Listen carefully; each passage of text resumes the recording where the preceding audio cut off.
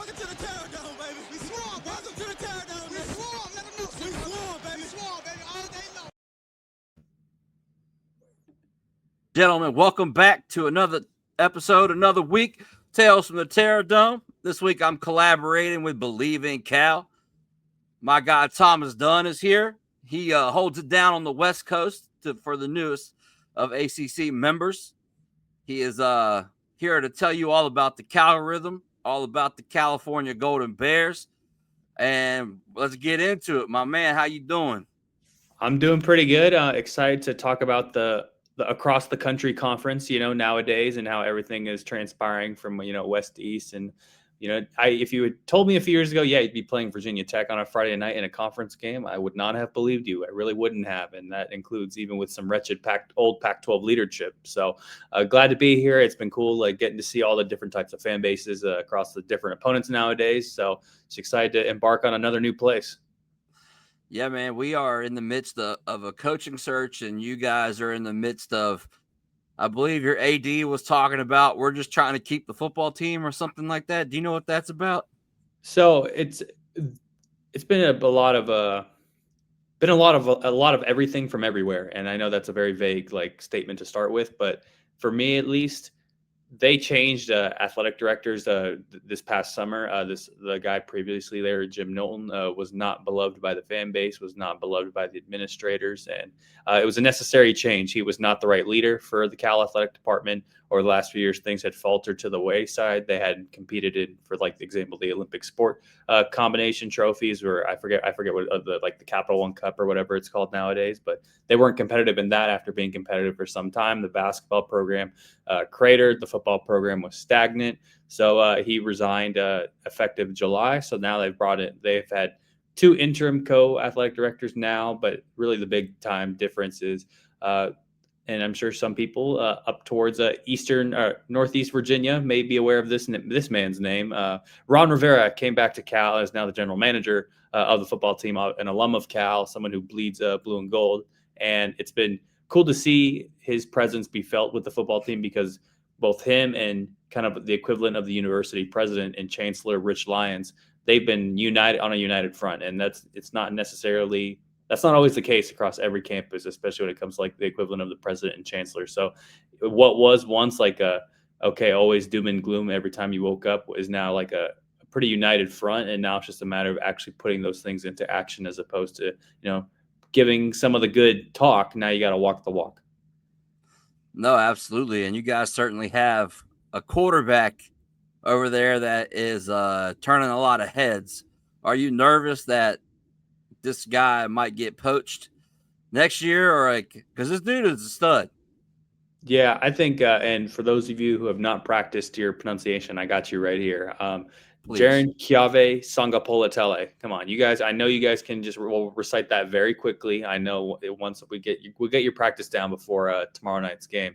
For me, this is just my personal take on it, and I hope at least I've influenced some people to kind of take it this way. Is you just take it as it comes with stuff like this. There's no point in ruminating over what may happen in the off season.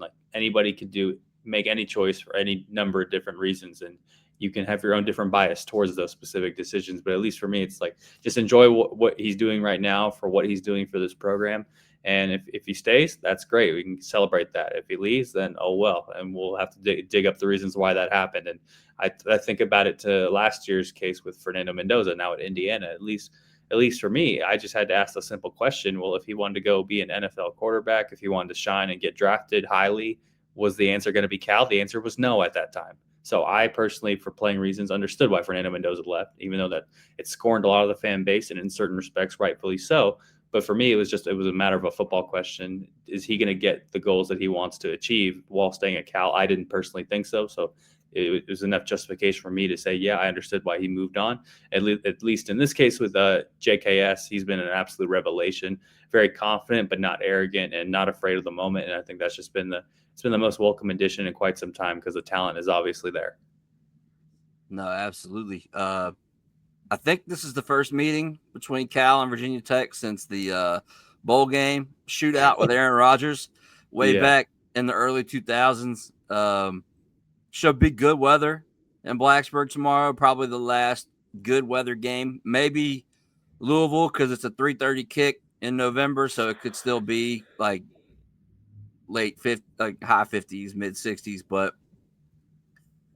tomorrow night, Friday night under the lights, it's a little different. We're usually a Thursday night school, but Friday night on ESPN. Is it on ESPN or It is on CW? I can't. ESPN.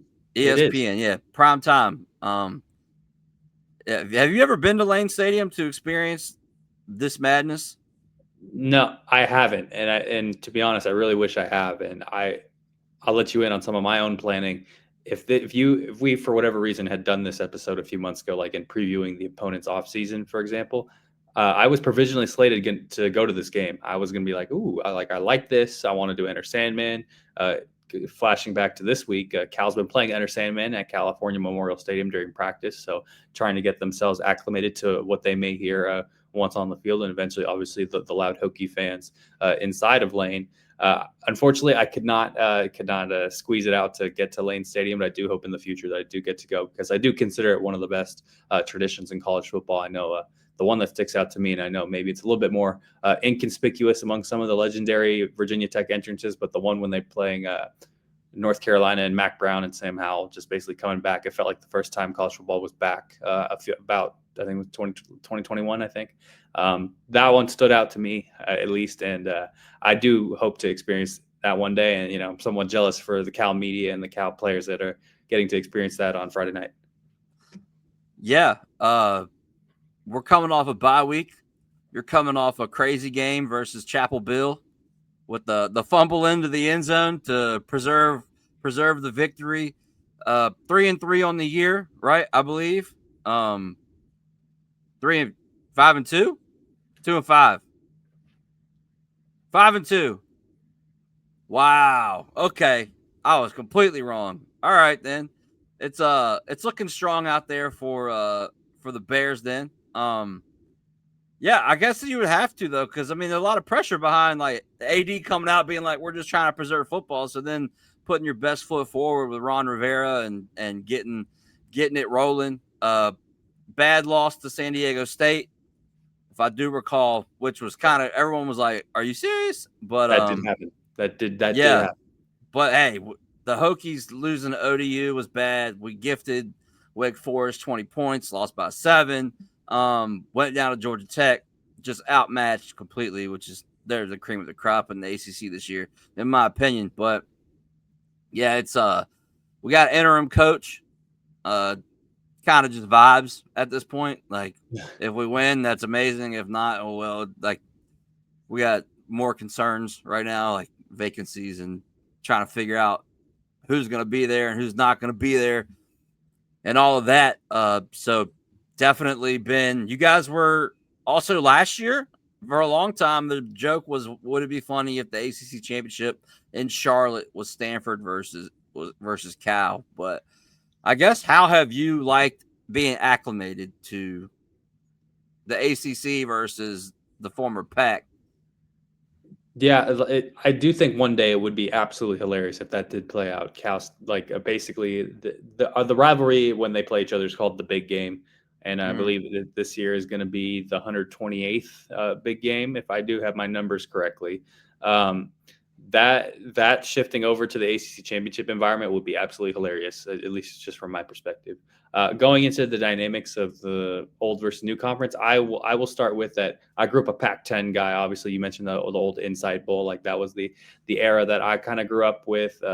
Not necessarily Rodgers, but more like Deshaun Jackson, Jeff Tedford. I know that name is known very well across the college football.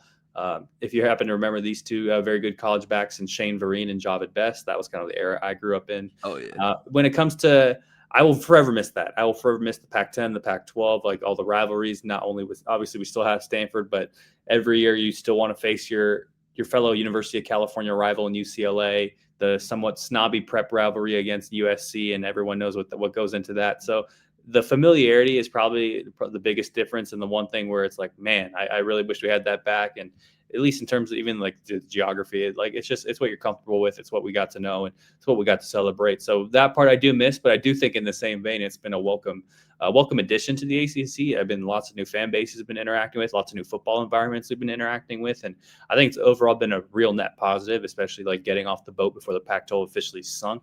I think it's been great considering everything that Cal's gotten up to. I think they've gotten better exposure. I think people know the Cal brand now compared to, let's say, 2023 and the last year of the Pac. I think when I look at what has gone into this move into the ACC, I don't look at football as maybe like the biggest struggle point in terms of travel. I always think of like the Olympic teams like tennis, softball, baseball, even how their travel to me is the biggest point of emphasis to look at amidst all this, because they don't get the football budget.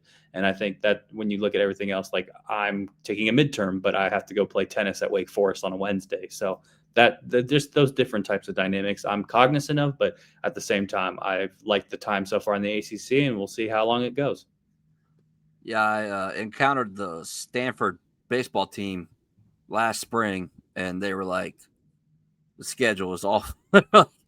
We're just all over the place. I think they try to concentrate all of their East Coast visits, so they just try to run them all at the same time, which would make sense because you don't want to be, jet setting while you're trying to do school, and you would never get your mind would never get used to it. I don't think it would be a good formula for success, but it's kind of funny. Like, y'all come to Lane tomorrow, but then you go home, and then UVA flies across. So you get both Virginia schools in 2 weeks, and home, but or away for you, and then home for the UVA game. And I hope that them going across the country and time traveling definitely hinders their chances of winning that game, because I'll definitely be rooting for you in that one. Especially since our season is lost, I usually don't care too much what UVA does because we usually just beat them. But this year they're having a good year. They're chirping, they're talking a little smack. So I'm hoping that they get blindsided by the Calgorithm. If nothing else, off the field shenanigans will be very good. From the Calgorithm, I can guarantee that, both this weekend and next week against the UVA. But the crazy part about all that is, and I'll make it quick on this point, is Cal has yet to beat an ACC team that's coming out across the country going west. Lost last year to Miami. They lost last year to NC State. Lost last year to Syracuse, and this year lost to Duke.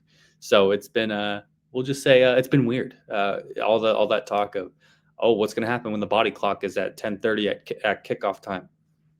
I mean, I can't tell you. It hasn't really made a difference so far. I know Miami had a big time comeback and was down a lot, but they still won the game. So, that's the big, not big worry, so to speak, but just an observation. They're 0-4 in these scenarios right now.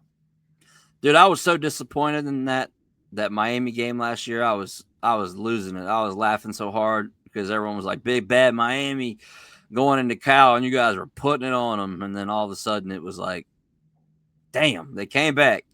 Especially after what happened to us in Miami with that call. I was freshly wounded.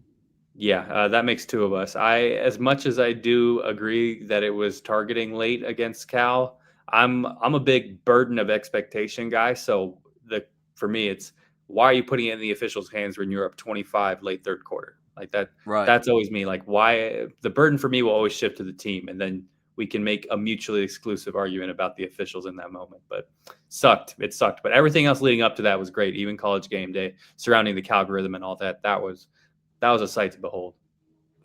For the people that don't know, and there's been a lot of discussion on Hokie Twitter and on Twitter in general this week, will you please explain officially from a Cal representative what the Calgorithm is and what it is not?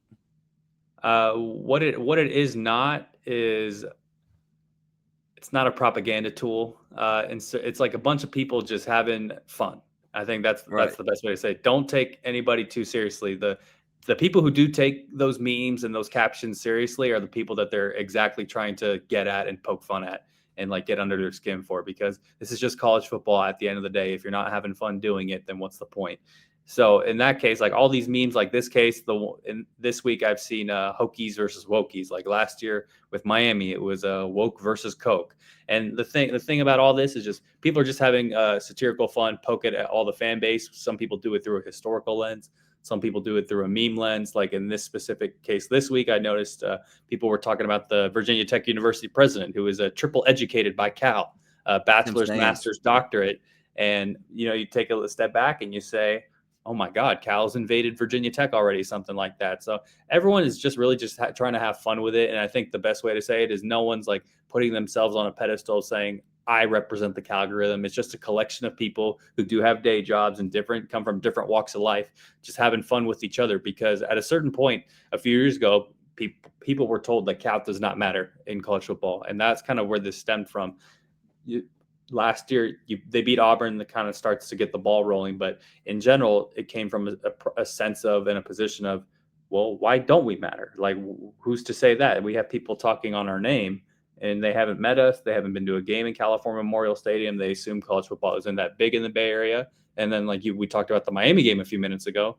That was a loud stadium. That was sold out. Like, if you build it, they will come.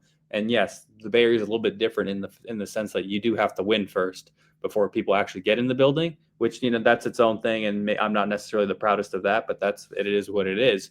But in terms of what the Calgorithm brings to the table, they bring the energy, they bring the boost. And I think most importantly, they bring the fun to opposing fan bases who aren't necessarily expecting it. And I know if you've been scrolling Virginia Tech Twitter lately over the last few days, that is exactly what's been happening. And, I know a lot of these people have the bubble kind of formed adjacent to the site I write for California. So I've gotten to know these people, where they come from and their backgrounds. And most importantly, they just want to get the Cal name out there while poking fun in doing so.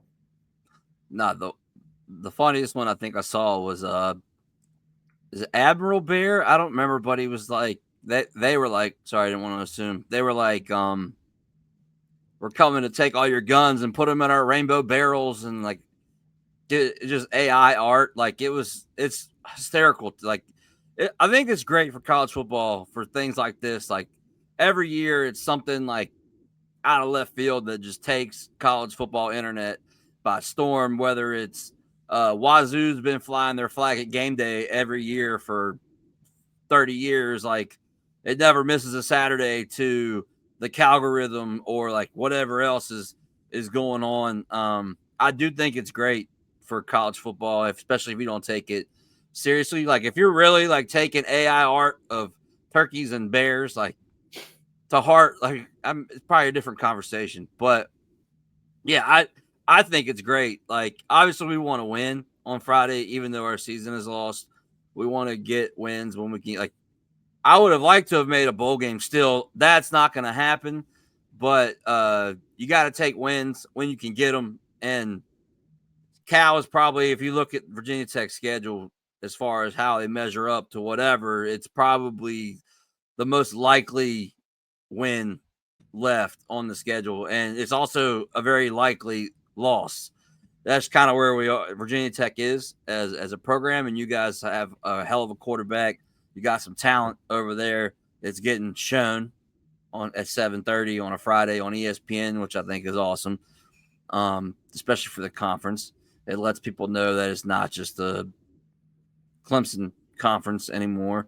There are plenty of teams that are playing well, and I think also it pivots into necessarily the Heisman conversation where everybody's like, man, quarterback play is really bad this year. And I'm like, no, quarterback play for the people that the national media hyped up is bad this year, but you still have your quarterback. You still have CJ Carr at Notre Dame. Like there's a bunch of quarterbacks playing well.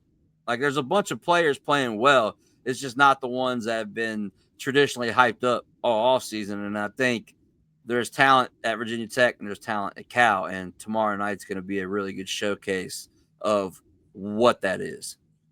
Yeah, I think so too. And I think the big thing, the difference from last year, this year, Cal had a stretch of 4 games where they lost by a combined 9 points. Mm-hmm. This year, albeit while they're in close games against what I would argue bad teams in Boston College and UNC, they've won them. They've buckled down where last year's team didn't. And I know that's relative to different expectations with the different opponents. But when you look at 5-2, if they win this week, it would be the earliest they've ever achieved bowl eligibility under Justin Wilcox. They're already off to their best 7-game start under Justin Wilcox. And I know that's 9 years deep, which is hard to say. Like, you only got to 5-2 in your 9th year under the same coaching staff. But when you look at Friday, I think the message is simple for Cal: find a way. Virginia Tech is still a very spirited team. From what I've seen, they're very physical, especially in the run game, from what I've noticed. And Cal's been kind of leaky in the run game a little bit. So when I look at what some of the keys for what Cal has to do, it's like, expect some of Virginia Tech's best punts. They're not just going to lay down just because they're 2-5 and just be. They kind of, you look at the record of Cal 5-2, like, you're going to want to beat Cal. And I know even some Cal fans are like, man, it's the most begrudging 5-2 in the history of mankind. But you can't apologize for winning at this point. So now you just got to find a way to continue to do it, stack them together. And if you get through this, you can find a way to maybe punch above your weight a little bit against Virginia, Louisville, and the rest of the games to come. Never apologize for winning. Never. Never do it. Yeah, I mean, I think we get Terry and Stewart back tomorrow night. He's obviously a big part of the run game. He's been very limited this year because he's been hurt. We haven't had him much, but when he did, like, he lit the world on fire versus NC State, for like 160 yards on like 15 carries. Kyron Drones has been not good for a long time now. Actually, he'll have moments, but overall, it's definitely hindered. I think the Virginia Tech product, bad coaching from a head coaching standpoint, has been bad. We gave Brent Pry 3 years. We got going into a 4th year, and it just, obviously, the wheels fell off quick. The quit at halftime versus Vanderbilt, and then just the shellacking that ODU gave us, which is unforgivable, in my opinion. But how does Justin Wilcox get to 5-2 for the first time in year 9, and he's still your head coach? Like, I feel like, is there just like an expectation shift that now that wasn't there then, or what is it? That's definitely part of it. It's a hot topic amongst the Cal writers, the Cal fandom, kind of just trying to make sense of it all. His first few years, I think, were pretty solid. A program that was coming off some instability with Sonny Dykes, but now was kind of showing itself as a high floor team with good defense that could punch above its weight and upset some teams.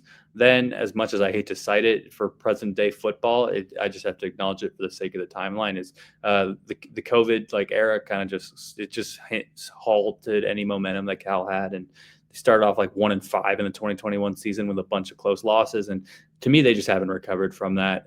2022 was a bad season.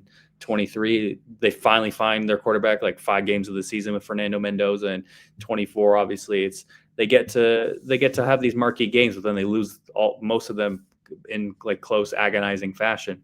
So for me, I do think part of it is changed expectations, because the old AD that we talked about at the start of this episode handed him an extension both in 2020 because of the COVID season and in 2022, which is the current one that he's on, which runs through the 27 season, I believe.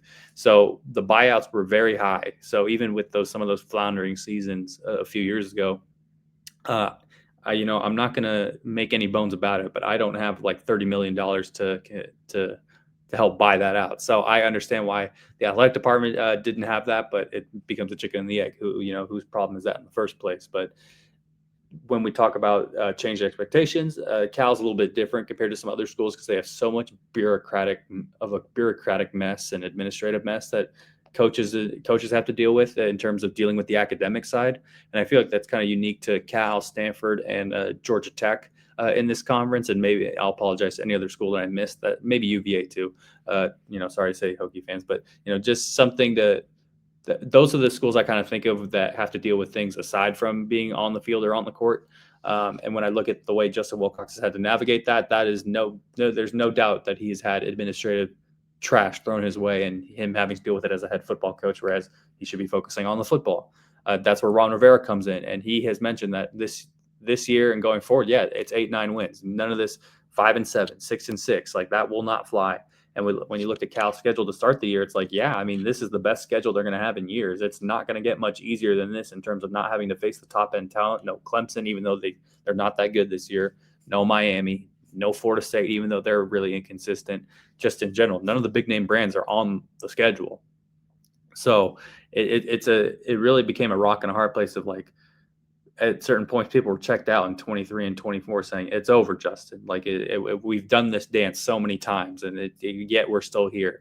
But for me, it's just like he's here until he's not. And I think for the first time in a while, that comes with the idea of there are people who up above who care. And that calls back to Ron Rivera, and it calls back to the Chancellor, Rich Lyons.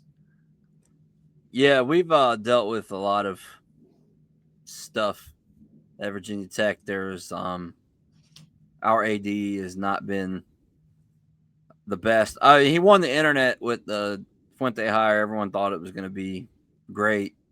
He was never on my list of like when we were hiring a coach. I was never like I want the Memphis coach. Like I think at the time I wanted Mark Richt. He'd just been let go at Georgia, but I didn't know like he had Parkinson's. So like like I and he went to Miami. He didn't do too well, but then Kirby was briefly interested, but then Georgia opened up. So then he went there. I was never a Fuente guy, but he came in, 2016, had a hell of a year.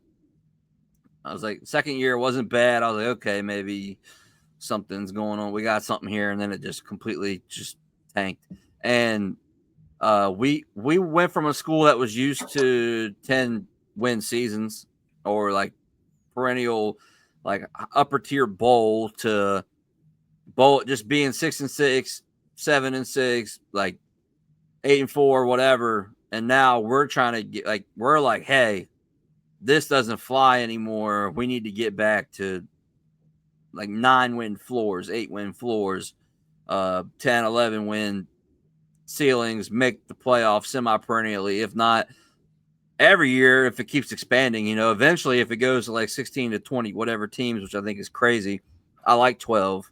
I would have done 8, but I like 12. You shouldn't expand. If you can't be a top 12 team, why are you competing for the championship? It's not college basketball. Like and they're even trying to expand that, not to get off track, but like 64 teams is fine. Like just stop. It's all about money, advertising, and the Big Ten and SEC trying to continually pump their own BS. And which I want to be a member of the Big Ten or SEC because it feels like that's the only way it's going to survive moving forward is if it gets into the P2, which is why for us, this hire is so important because it's going to shift again in a couple years, and you have the fan base, you have the past recognition. ESPN still loves you at Virginia Tech, but you need the success at this point. Like you need to be a hot brand again, and that's what I'm hoping this committee gets right for us. So we're not like this could have been an awesome 5-2 versus 5-2 matchup, but it's not. It's an interim coach versus a school on the rise fighting for their survival as a program coming in at Virginia Tech, Blacksburg on a Friday night in Lane Stadium. And I think that it's going to be – I won't be stressed because we're not – like I don't expect anything, but I wish I was. I wish I was stressed. You know what I'm saying? I wish it was like, damn, we really need to win this game to become bowl eligible, but – that's you guys. You guys have to. If you beat us, you're 6-2 rolling back home. You got UVA coming in, prime for a West Coast upset. Like they struggled with Wazoo. Those Blizzard boys, as I call them, they brought all the South Dakota kids in to Wazoo with their coach, and they were giving them hell. They just weren't talented enough to beat them in the end. But you guys are, and I'm hoping that we can get. I would call if we beat Cal tomorrow night, I consider it a quality win, even though the Virginia Tech media doesn't know anything about you, so they might not be like, "Oh, it's Cal. We beat Cal," but no, like it's not Cal. We didn't just beat Cal. We beat potentially like that quarterback. Like he's gonna demand some money this offseason. Like he's gonna have to get paid. Like he's really good, and I'm excited to see it in person. Yeah, it's going to be that number is going to be over 7 figures. I can tell you that much. That's going to be there's no ifs, ands, or buts about that. And I think Cal's one of the same with Virginia Tech, like in terms of they got the last boat out of town in terms of leaving the Pac-12 alongside Stanford. It's like as much as in certain respects, like in certain situations, and I don't have a specific one to cite, but there are certain times where you don't like UVA, but something UVA did helped Virginia Tech. And in this case, Stanford saved Cal's behind and then some in getting to the ACC. And whereas people don't like Stanford, it's one of those things where you have to acknowledge it, that Cal was fighting for their lives. Stanford extended the lifeline, and now Cal's taking the opportunity and running with it. And like you mentioned, it's all about winning. That's exactly what it is. There's no ifs, ands, or buts about it. The fan base has done their part. They've stayed invested throughout some very tumultuous football. And now it's on Justin Wilcox to finally rise to the occasion, or else there's some new leadership that's going to be ready to make that change. Yeah, I think the difference is Stanford and you guys came together, and UVA tried to block us from joining the ACC. So. Yeah, I don't have this. I don't have your guys' specific history in front, but I know at some point there was probably like a greater good type deal at some point, maybe one time in your guys' history. Boston College also blocked UConn, which is insane. I think I'd rather have UConn in the ACC than Boston College, especially for basketball purposes. I mean, they're a hell of a basketball. And they got a football program now. Jim Mora, in like year 8 or however long he's been there, is flourishing. But I guess from a Cal perspective, what is the California thought process and view on Virginia Tech? I think they recognize the type of environment that they're walking into, and I think they're still, despite everything that's happening, the one thing about Cal is they don't let themselves hope. Like, the fan base will not let themselves get high on their own supply and say, "Yep, we're 5-2. We're the best in the world. We're going to go to the ACC, backdoor our way into the ACC championship." There have been numerous times over the last few years where Cal has just lost to very hopeless teams, and I wouldn't even put Virginia Tech in that hopeless category. I would say that they're obviously not a good team this year, but I wouldn't put that. I put that label on UNC last week. Like, I don't think Virginia Tech is that level, to be honest. I think they have a good enough running game. I think they have solid enough players, and I think they still have enough pride in themselves to give Cal a really good shot. So I think when I look at the Cal's expectation of Virginia Tech, I think they expected a hotly contested game. I think they expect a close game. I certainly expect a close game because Cal's had a little bit of a tougher time initiating explosive offense over the last few weeks. It's been a lot of long drives, dink and dunk, because teams are playing like 2 high safeties. So I think Cal has the fandom and obviously the program. I don't have to worry about how Justin Wilcox, he always has respect for all the programs he plays. That's no doubt about that. But in terms of the fandom, I think there's an ominous respect for Virginia Tech. They know that Cal can win. They can win against pretty much anybody. They can lose against pretty much anybody. And it's just a matter of kind of which Cal team shows up, which kind of gets dictated by the offensive line's performances. Relatable. Our offensive line and our quarterback play and probably our linebacker play for the last several years has significantly. If those things were improved, Brent Pry is probably still our head coach. Like, it's been the crux to this whole thing. Like, we just can't. Like, we should have beat, if we had a better quarterback play, and a better offensive line, and better linebackers. We beat Vanderbilt twice. But salute to Clark Lee and Diego Pavia, whatever they're doing down there. They're a menace to I'm glad they're a pain in the ass to the SEC and not just us. But then you get, we would have beat ODU, which we should anyway. Would have beat Wake.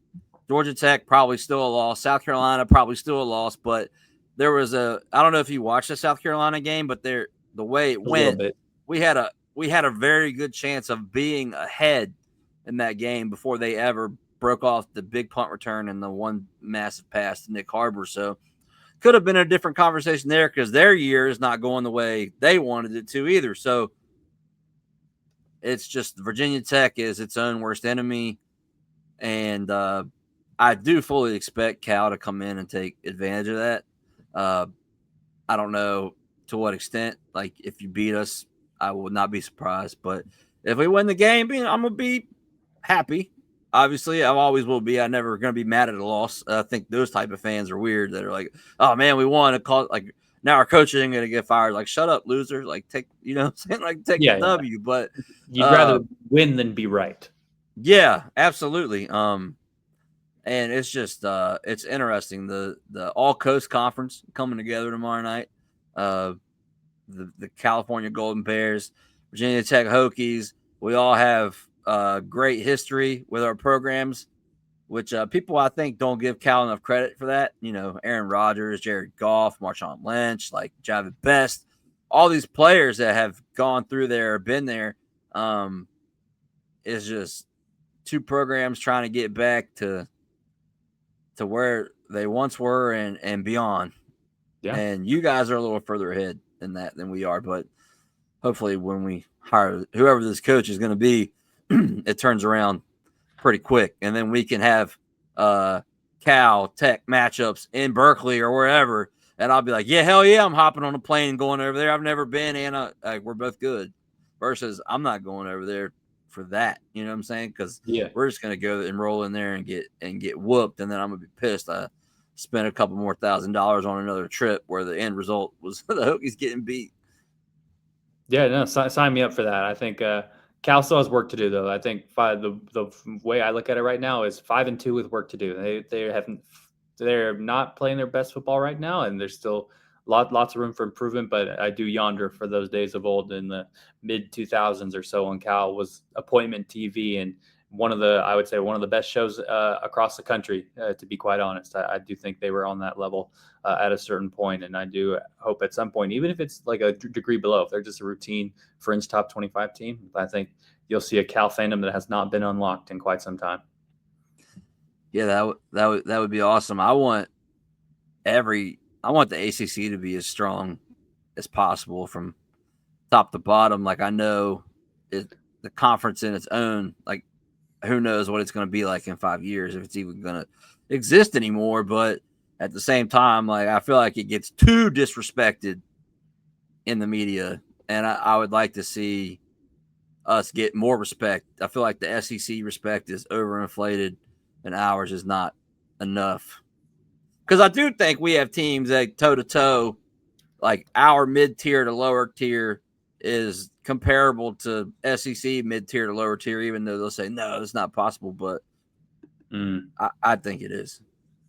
Yeah, there's so much stock put into all this stuff, and you just see it. You see it on full display in the SEC, the undefeated and hypotheticals memes. Like I like those are so funny to me. Well, if this didn't happen, then it did happen. So like get used to it. So just small intricacies like that, and the ACC, especially, I think last year they're getting like crucified in like basketball, but I don't think ACC is as bad in basketball as they were last, like on any given season. So the ACC is better than they are, or better than they're being perceived to be, like you mentioned, and the SEC is. They're very good, obviously, but they're not the high horse gods of college athletics. Yeah, no, absolutely. Thomas, man, I'm excited for it was good to meet you. I'm excited to see not only where our programs go, but where our podcasts go in the BLEAV network. I have been pretty happy with my deal. Like, I think, like, I was, obviously everyone's a little hesitant when they sign something like that because it came out of left field for me. I was not expecting that email. I get a lot of them, but most of them are spam. This one wasn't. But I have been very pleased with the people I have met and been able to interact with through BLEAV, and I think it's a pretty strong network, and I'm excited to see where BLEAV and Cal goes, and Tales from the Terrordome goes, and where our programs go. I know damn well I'm tired of podding about bad football, so like I'm completely ready for good football to return. I'm ready for. I know you're excited about being 5-2. Who's remaining on your schedule? So, like, what's your current outlook when you look at the remaining pieces on your schedule and like where you think you'll end up? Yeah, there's the schedule gets harder once this Virginia Tech game is done with. So independent of that, they host UVA, like we mentioned earlier. Then they go on the road for what I think is probably the hardest game of the season at Louisville. I think that'll be a very tough game. I'm not going to shoot in as a loss, but I do think it's going to be an uphill battle over there. Then they have their second bye week before they play the big game against Stanford in Palo Alto. Cal recently has played Stanford better in Palo Alto than they have in Berkeley, which is I do find really funny. But I am expecting a win, and I know in a rivalry game like anything goes, but I walk in there, I'm expecting a win. SMU to close out the regular season. So the way I view it, I still view Virginia and SMU as quote unquote winnable games. Whether they actually win, I believe, is a whole different discussion. But when I look at like the on paper product, when I look at the way they've played and the way Cal has played, I will still quantify those games as winnable, independent of what actually happens. Stanford, I again, like I'm expecting a win. Louisville's the one area where I'm like, I just don't like it. So if Cal is 6-2 after this, I would say their ceiling is 9-3. I would say the floor is probably 7-5 if they kind of just get tripped up, if like they lose a high scoring affair to Virginia and then SMU comes in and kind of just dominates in Berkeley. So I think that's kind of like the floor ceiling type that I have. I'm probably somewhere more in the 8-win range. I think they can punch up and maybe beat one of Virginia SMU, but lose to the other. Obviously beat Stanford. And this is assuming that they beat VT this week, which I'm predicting a 1-score game. I think it's going to be a pretty agonizing affair in the second half for both fan bases, and kind of see what happens. Cal's made a penchant for clutch defensive plays right when it looks like they're about to lose. So we'll see what happens this time in Lane Stadium. Yeah, we have next week we have Louisville at home, and then we have FSU down in Florida, and then with Miami at home, and then we go to UVA, and we own UVA. Like, we beat their ass all the time. Like, they've won like twice in this since 2000. So like I fully expect to still win that game no matter how bad we are or how good they are. Like anything can go in a rivalry, and I feel like only winning twice in the last 25 years like holds some sort of mental real estate to where it would give Tech some sort of an advantage in that one. I went to Louisville last year. Spent 5 days there. I had a good time, bought a lot of bourbon, drank a lot of bourbon. That stadium is very loud and very red. They are good. They are a good football team. But yeah, they're coming too, or you're going there. You're going there. Yeah, Cal's going there, and I will be going to that game. I have made the plans. We are going. I hinged it on whether Cal beating UNC. If they beat UNC, I'm going to Louisville. They did, albeit very agonizingly so. So I will be down on Bourbon Trail. How many days are you taking to go? We're still figuring that out in terms of with the site, how we're putting together like the hotel plan and stuff. But my guess is it's going to be a fly in Friday, fly out Sunday. That's my guess. But maybe I can personally extend it. Like if I personally expense an extra day into Monday, we'll see. Yeah, man, you should do that and then hit some distilleries. It's a cool place. It's a good time. Louisville was a lot of fun, minus we getting our butts kicked. But yeah, man. Hey, I appreciate you taking the time to come on here, collab, talk about Cal, Virginia Tech. Do you have any questions for me on the front of the? Yeah, I would say like what is one of the main questions I have is how do you make sense of the Virginia Tech defense this year? It feels like it's been a little bit of a roller coaster in terms of what you don't necessarily know what you're going to get, and maybe I'm a little misinformed by that, but kind of your perspective on how you make sense of what you come to expect from this VT defense. Man, it is very inconsistent. I think there's some strong physical players on that team. I think our defensive front can be menacing. Our linebacking play has been very much left to be desired, I would say. However, Noah Chambers is a true freshman, and he's been playing, and he's the truth. We're going to have to pay him to keep him around, but I want to. Him, Caleb Woodson, who's been hurt. He had some off-field issues in the offseason, and then he got hurt. He's been out. Jaden Keller is not very good. They tried to make him a linebacker for years, and it just hasn't worked out completely the way they wanted it to. There's still a lot. Like, he's good with like pressure, but coverage not very good. Our safety room, they went out and got a bunch of kids from like G5 schools and basically moneyballed it. But some have played really well, like Isaiah Cash, Tyson Flowers, not very good in coverage, but he has his moments. Koval got hurt. Jordan Bass has been playing well. He was a Virginia kid. He came back from Pitt. Our corners have been, we lost one of our best ones in the preseason to ACL. And then Thomas Williams got banged up. Caleb Brown wasn't very good. He came in from Hawaii, late transfer. He hasn't been the best, but he's very hurt. Like, he might not ever play football again, hurt. But JoJo Krim, true freshman, number 35, he has been great. Isaiah Brown Murray on the outside. He's typically a nickel corner, but now he's playing on the outside. I think he'll move back in with Thomas Williams coming back this week. But it's just been a lot of inconsistency and a lot of young kids, like, just learning on the fly. And it hasn't. I think Brent Pride might have been meddling in the defense a little more. Sam Cephas, there's too many cooks in the kitchen on that. But I think wanted the Cephas thing to work out. I don't know if it's just a lack of talent to run his scheme or if it's just not meant to be. But, yeah, I would definitely say Virginia Tech defense, inconsistent is a great way to describe how they've been rolling.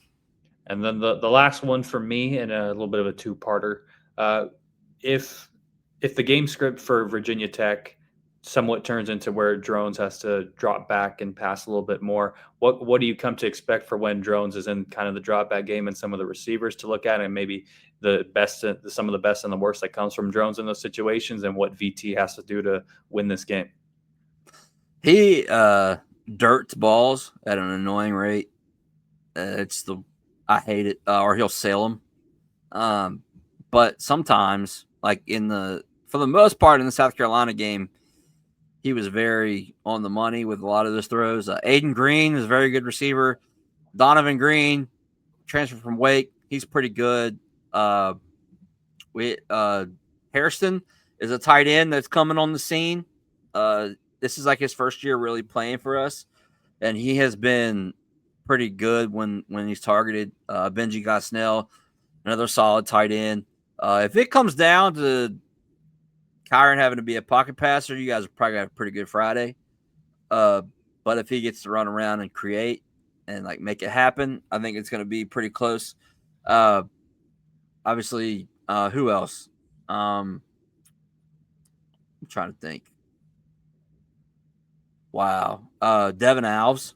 He was like nobody really gave him a shot, and he kind of came along in training camp and was like kind of impressive. And when he's been the limited amount he's been on the field, he's been pretty good. We get Cam Selden back this week. He was at Tennessee. Now he's here. He's a Virginia kid too. We're learning how to play slot receiver. He was a running back at Tennessee, but here he's playing slot, and he's fast, and he can make some things happen. It's just all depends on if Kyron has the protection to get them the ball, and if he has the accuracy to make it count when he has the opportunities. All right, well, let's go have a good one in Lane Stadium on Friday. I'm excited to see what happens between for the first matchup in quite some time between the California Golden Bears and the Virginia Tech Hokies. Yeah, man, absolutely. Good luck to the California Golden Bears, and as always, go Hokies. Thomas, thank you very much, man, and I look forward to talking to you after the game tomorrow and getting your thoughts and my thoughts on how the whole thing went down. It was an absolute pleasure. Let's go play some football. Hell yeah.